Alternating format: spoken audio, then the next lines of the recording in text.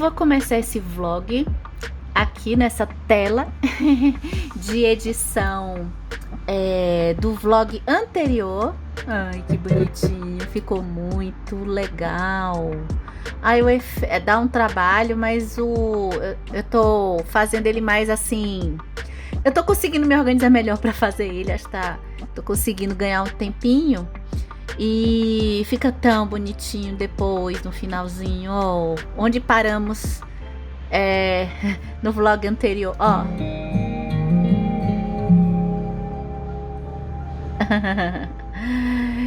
E nesse comecinho de noite, hoje do dia 8, cadê? Eu queria falar rapidinho pra gente abrir esse vlog sobre o curso que eu terminei, o módulo de Frankenstein do curso Infelicidade nos Clássicos, e eu preciso começar a aula do curso do Ítalo Calvino. E sobre Frankenstein, é um livro que é muito gostoso revisitar. Foram 4 aulas, mas as aulas são curtinhas, são de 15 minutos cada uma. E eu acho que de novidade do Frankenstein, que é um dos meus livros da vida, foi a proposta do professor Luiz Felipe Pondé de me fazer pensar assim, quando ele fala da questão de que existe algo entre a pulsação elétrica, ou seja, a ciência, e todo o vapor de combustível, que na época da Mary Shelley era o óleo da baleia, que estava em alta, e tudo parte do fogo, e não é à toa que Prometeu é quem vem trazer o fogo ao homem, e que só que assim, toda essa parte de combustível, com toda essa tecnologia de energia que se coloca, que avança cada vez mais, só que até hoje o que a Mary Shelley tinha medo, mas que eu acho que ainda bem não aconteceu, é que até hoje, com todo o combustível para se fazer da vida a máquinas, colocando aqui muito entre aspas, né, mas existe uma coisa de dar vida a máquinas, e ele inclusive vai associar ao Asimov na questão de colocar em pauta os robôs, que a gente já conversou aqui, diferença artificial versus inteligência, consciência artificial versus inteligência artificial. E existe algo aí nessa coisa do combustível que, por mais que se avance na tecnologia, ainda não conseguimos pegar essa energia para se produzir, para se trazer pessoas mortas à vida, né? E acho que as coisas tão bem assim. A gente consegue prolongar a vida, mas jamais trazer alguém de volta. Eu acho que eu já vi séries sobre isso, mas daria uma boa ficção especulativa, uma série dessa. Bem, acho que é isso, então vamos fazer a abertura ao vlog.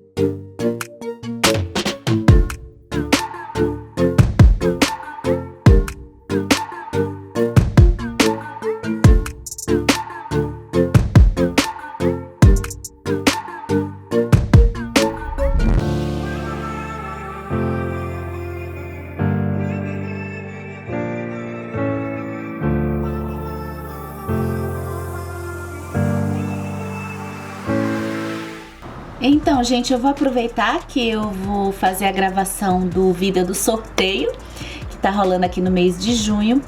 Eu acho que vocês vão ver esse vlog no mês de julho. Então, o que eu posso dizer pra você? Não fique frustrado, tá?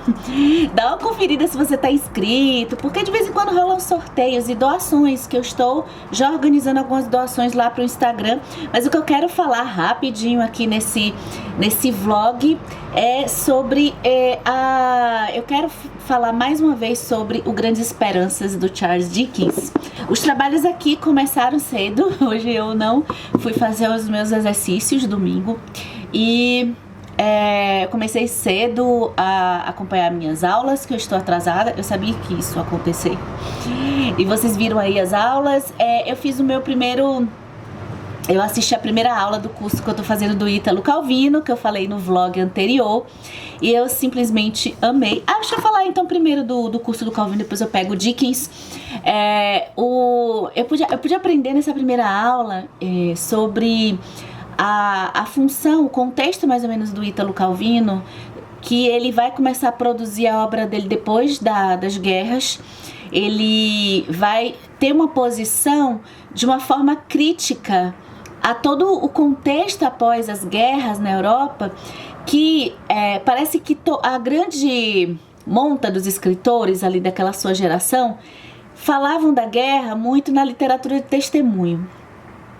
Calvino, ele vai mostrar esses horrores, mas ele vai escolher o tom da fábula, que é o tom do escape. Eu gosto muito desse tom do escape e que traz na literatura fantástica um pouco, né? E também nessa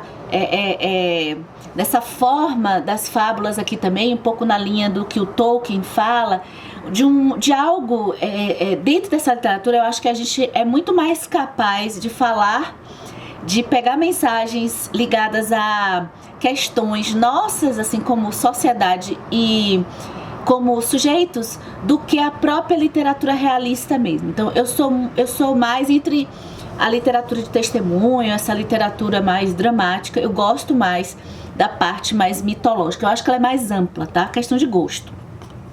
E aí eu não pude esperar avançar o curso, eu já fui correndo começar a leitura. Comecei hoje, vocês estão acompanhando, a leitura do Visconde Partido ao Meio, do Ítalo Calvino. Então eu tô estreando. Cadê os fogos? Eu não sei fazer efeitos. Eu não sei se eu vou conseguir fogos de artifício, porque eu estou estreando com o Ítalo Calvino. E o começo dessa história eu já gostei bastante.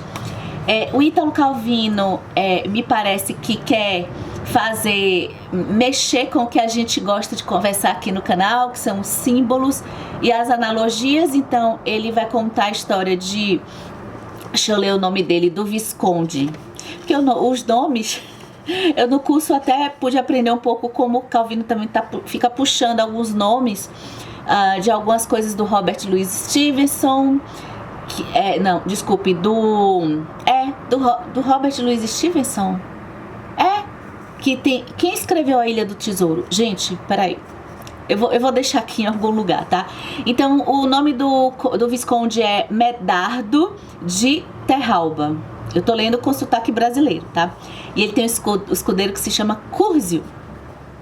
E ele vai ser partido ao meio.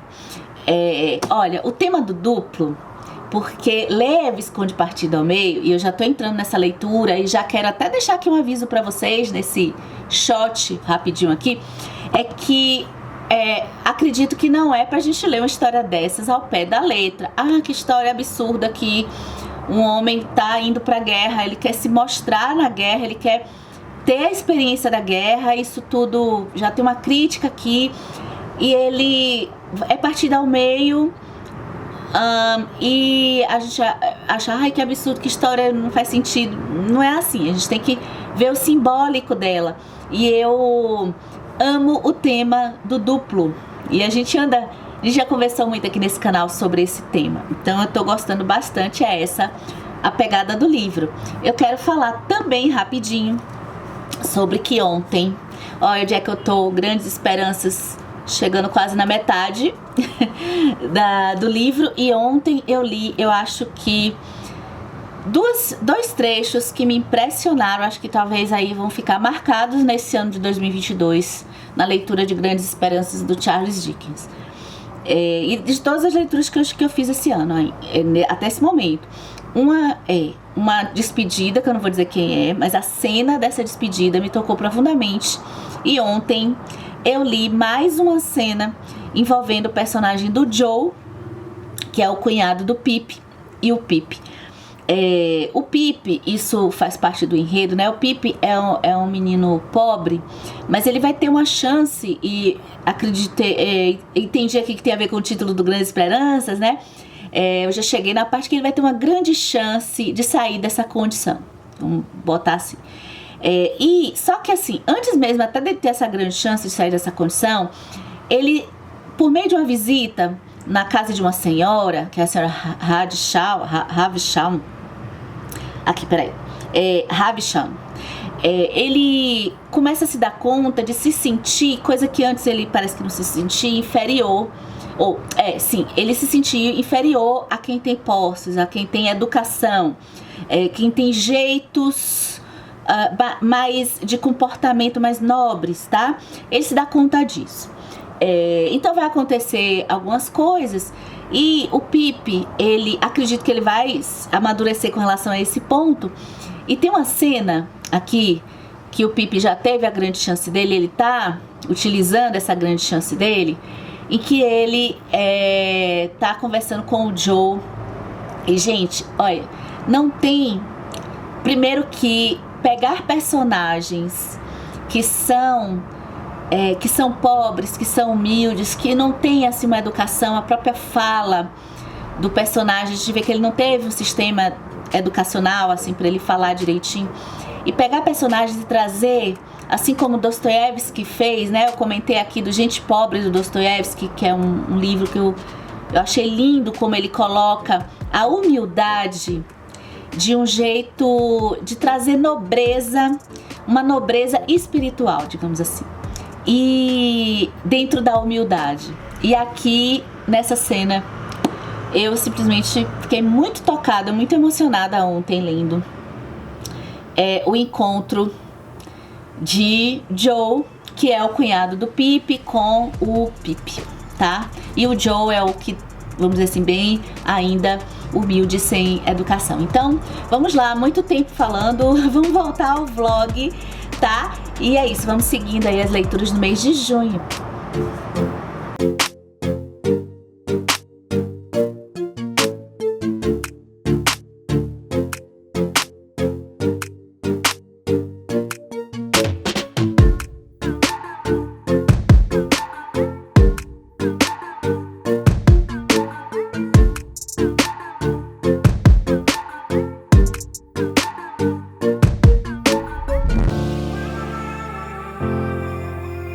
Olha só o que é ser Kiara. Olha só o que é querer um dingo, querer se enrolar aqui, ó, da mamãe. Se chama Kiara, viver vida de Kiara.